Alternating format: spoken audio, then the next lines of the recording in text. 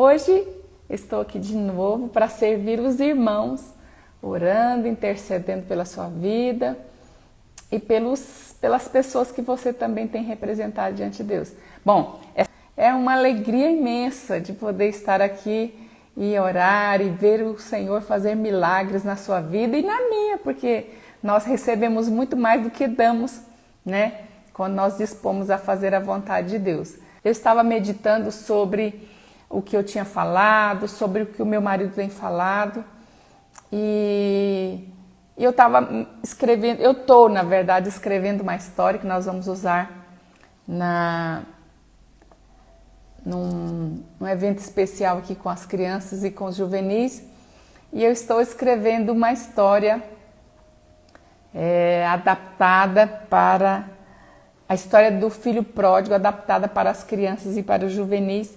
E eu estava pensando, às vezes, nós quando lemos essa história que Jesus nos contou sobre a parábola do filho pródigo, que na verdade, se fosse para a gente fazer um título que merece, seria a história do pai amoroso.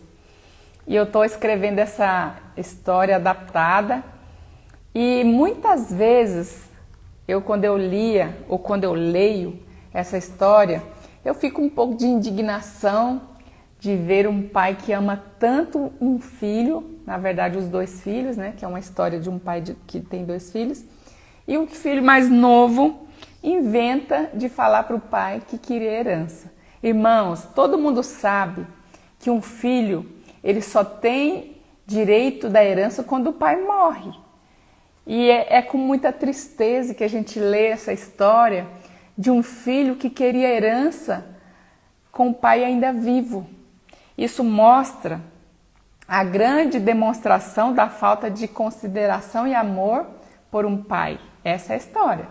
História de um filho que tinha uma grande demonstração da falta de consideração e amor por um pai. Mas a mesma história, ela mostra uma exagerada demonstração de amor de um pai por um filho. Veja, é dois lados, é como se fosse uma moeda, né? Um filho desrespeitoso, vamos assim dizer, se for pensar assim, já que você não morre logo, me dá logo meu dinheiro, né? Parece que é uma história assim bem, né, complicada de engolir essa história. Mas essa história tem dois lados, que é um lado de um filho que não estava nem aí para o pai, não queria ficar em casa, não tinha prazer em casa, com certeza ele não achava muito legal as regras, os ensinos, ele achava que o pai pegava muito no pé e que ali ele não ia conseguir conquistar os seus sonhos, os seus projetos, né?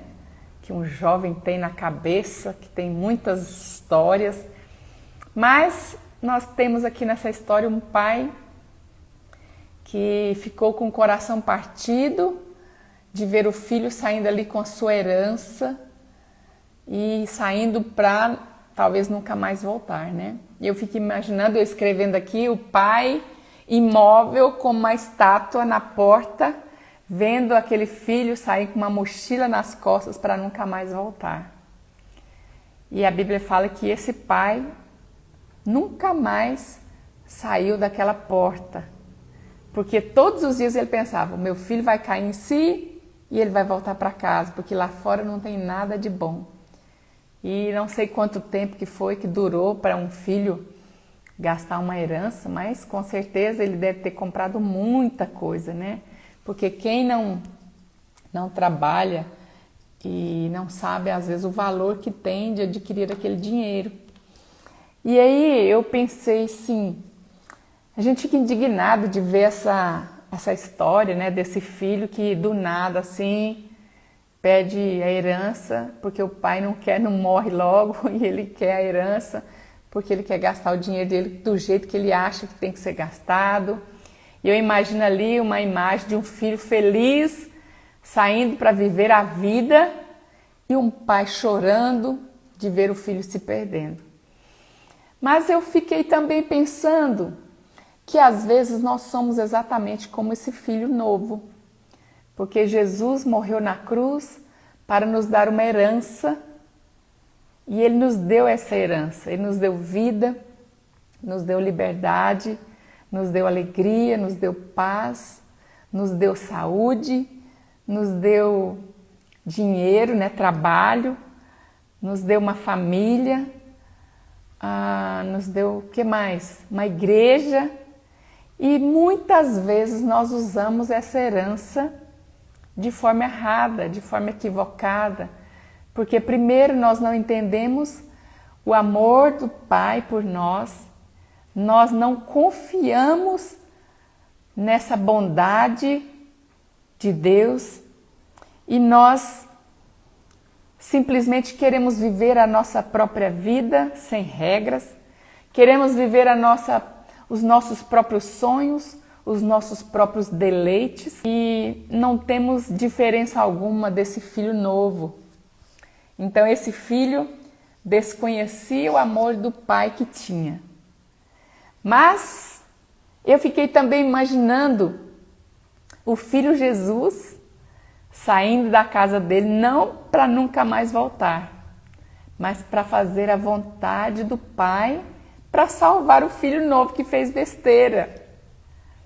E eu fiquei emocionada de ficar imaginando essa história. E em João 6,38, Jesus falou o seguinte: pois eu desci do céu não para fazer a minha própria vontade, mas a vontade daquele que me enviou. Então veja, esse filho conhecia o amor do pai, ele confiava e agradava o pai 100%. A Bíblia fala que tudo que o pai falava, Jesus obedecia e fazia. Aquele filho novo, o pródigo, ele não conhecia o amor do pai, ele não confiava e ele desagradou profundamente o pai, pedindo ali aquele dinheiro para viver uma vida dissoluta. Mas nós, como filhos de Deus, agora que somos, talvez você fale, ai pastor, a gente não usa o dinheiro de forma dissoluta. Será que não? Então, Deus nos dá um dinheiro. Todo mês, né, tem dinheiro na nossa conta. Não estou falando que talvez seja 1 milhão, ou 10 milhões, ou 100 milhões, mas um dinheiro, né, que Deus te dá. Às vezes você gasta de forma errada. Às vezes nós mulheres compramos roupas, sapatos, bolsas, perfumes, maquiagem, que é uma coisa que, né, que mulher adora. Homens, às vezes, que tem um carro, mas quer um carro novo, né?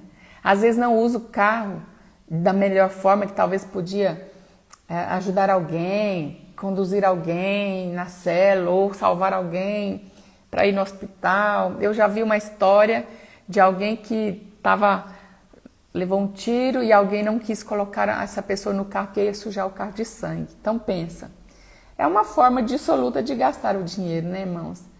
E tantas vezes que nós gastamos a nossa vida, o nosso tempo, a nossa juventude, a nossa saúde, a nossa sabedoria, a nossa paz, a nossa alegria de forma errada.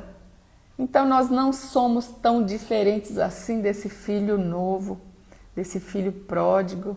E eu estava pensando isso, né? Nesse pai maravilhoso que tem todo o desejo no coração dele de fazer o melhor para nós que somos os seus filhos, mas nós como filhos, às vezes por não entender ou não saber ou não conhecer a Deus, nós rejeitamos fazer a vontade de Deus. Mas como que é isso? Você não fica indignado de pensar que Deus sabe de tudo, Ele sabe como que vai ser todo o meu dia hoje, Ele já sabe o que vai ser as minhas escolhas, as minhas decisões, e mesmo assim Ele me ama, Ele cuida de mim, Ele edifica a minha vida.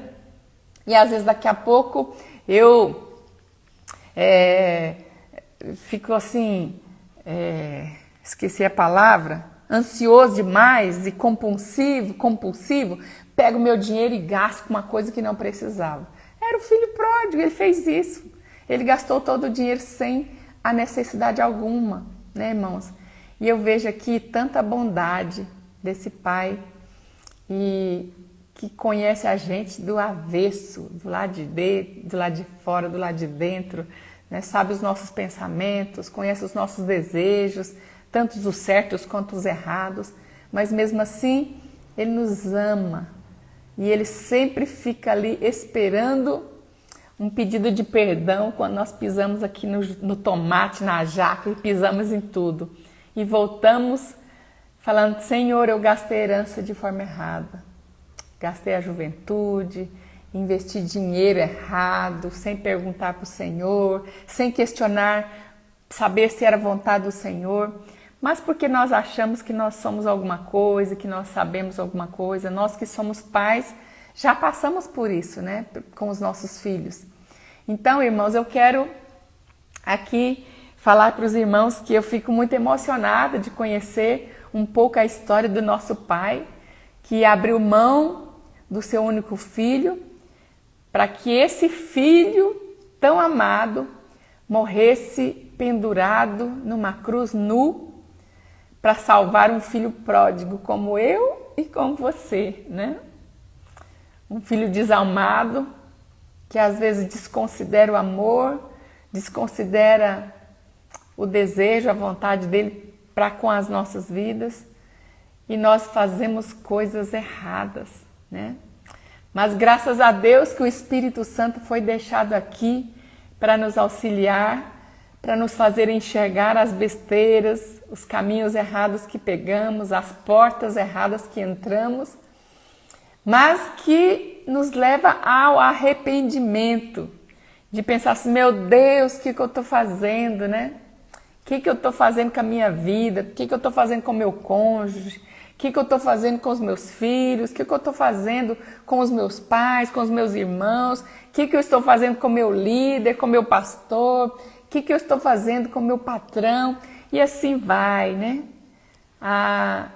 O arrependimento vem, o quebrantamento vem e nós voltamos e entramos pela porta que saímos e encontramos um pai sorrindo, com os braços abertos para nos receber e olhando para nós como se nada tivesse acontecido, porque quando Deus nos perdoa, Ele esquece.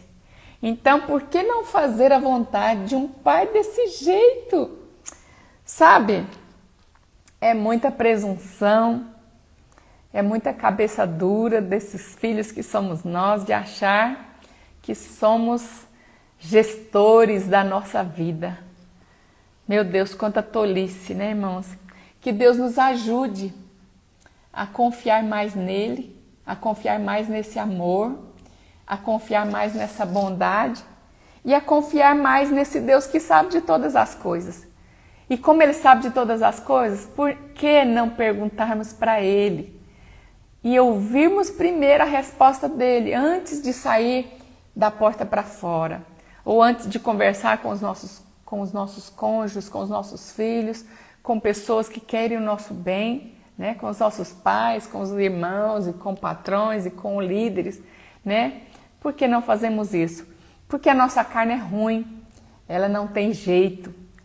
E os desejos, né? Nós temos aqui dentro de nós os desejos carnais que nos levam para pecado, que nos afasta da família, né? Tudo isso é coisas ruins que está aqui dentro, né, do coração. Mas nós precisamos lembrar que nós somos filhos amados do Pai amoroso e que sempre, mesmo sabendo que fizemos escolhas erradas, Ele nos perdoa prontamente e com um sorriso Ele nos aceita de volta, porque um pai nunca deixa de ser pai, né? Um filho pode até achar que não vai ser mais filho daquele pai, mas um pai nunca acha isso, porque o pai é muito bom, né?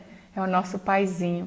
Então eu queria compartilhar isso com você, que você lembre sempre que Jesus desceu do céu não para fazer a vontade dele, mas para fazer a vontade do Pai. Irmãos, eu fiquei pensando, o que nós temos de melhor do que Jesus? Será que nós somos melhores do que Jesus? Jesus fazia 100% a vontade do Pai. E por que não fazemos? Porque nós não fazemos a vontade de Deus.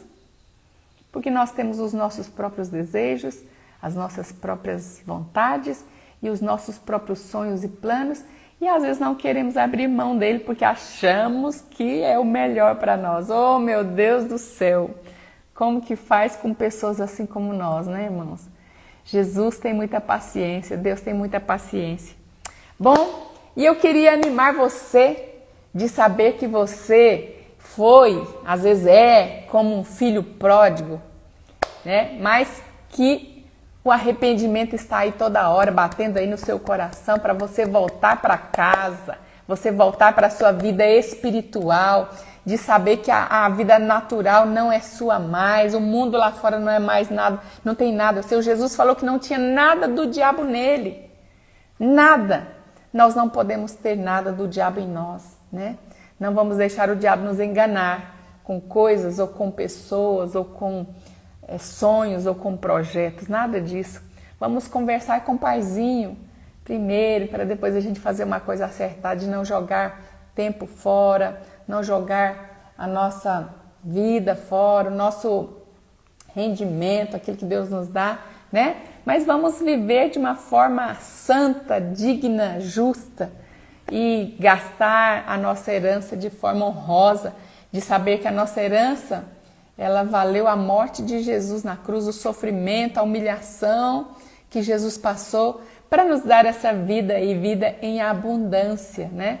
E uma vida eterna com Ele. Então eu queria deixar só esse pensamento meu, esse compartilhar meu, que você use a sua herança hoje de forma correta, de forma honrosa, tá bom? E é isso que eu queria, e que você possa desfrutar e viver essa vida da melhor forma, e você viva a sua vida como nunca viveu, e agradando a Deus, e ouvindo o que Deus tem de melhor, porque Deus tem o melhor para você e para mim, porque Ele é o nosso Pai. Amém, irmãos?